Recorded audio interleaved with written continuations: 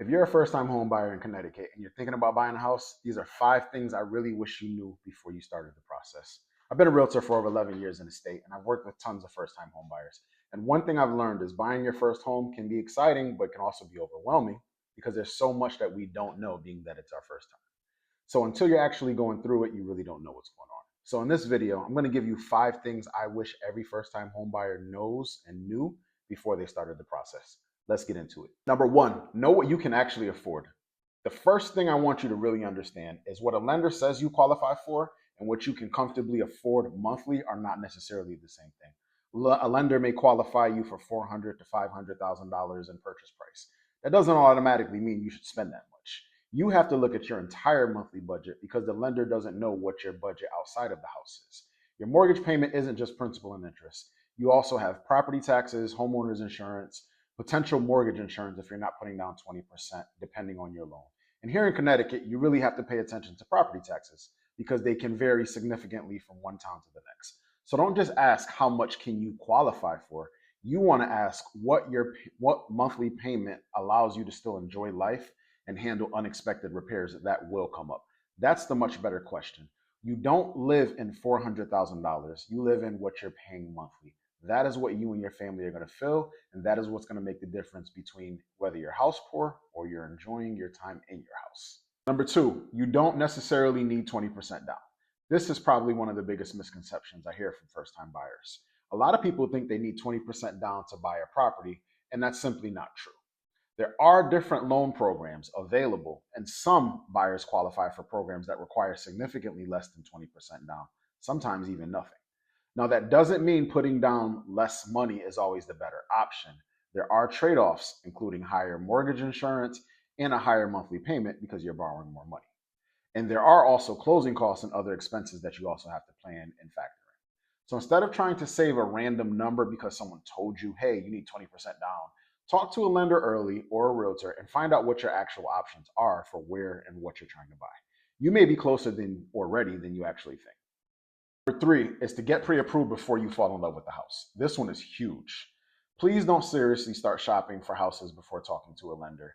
I've seen buyers fall in love with a house and then find out that the payment doesn't work for them or they aren't even approved for the amount that this house is listed at.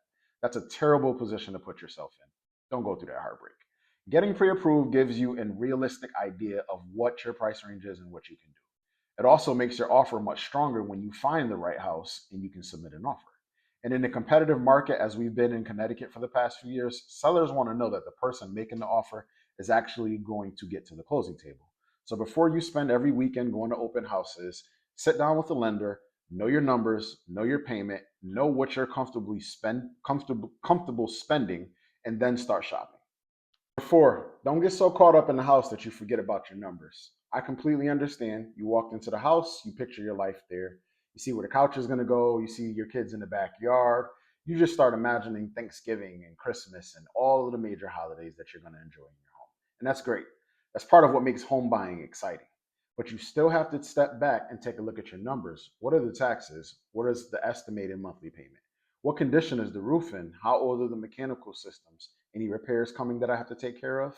Anything that is coming down in the very near future? What's the neighborhood like? And most importantly, does this house fit my financials overall? Don't let the emotion of buying a home cause you to make a bad financial decision you're going to regret for a long time. You can love the house and still walk away from it. That's something every first-time homebuyer has to be prepared to do and understand that may be a possibility.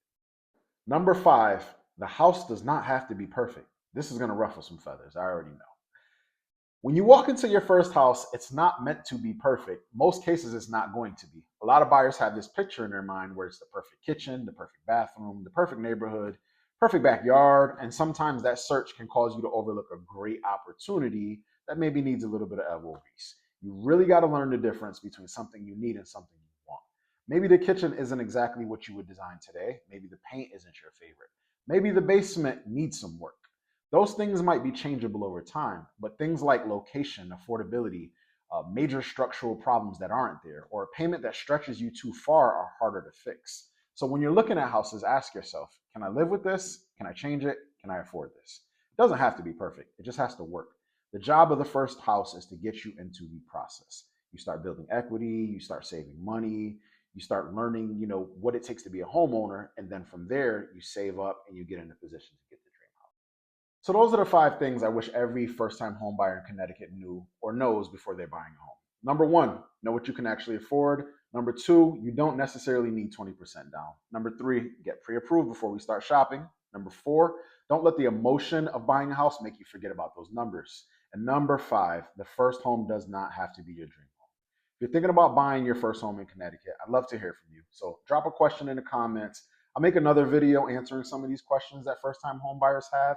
And if you found this helpful, subscribe, because I'm going to be putting out a lot of new real estate buying, selling, and investing, just my general knowledge, having been in the business this long, for buyers and sellers in Connecticut. I'll see you in the next video, and I appreciate you checking me out.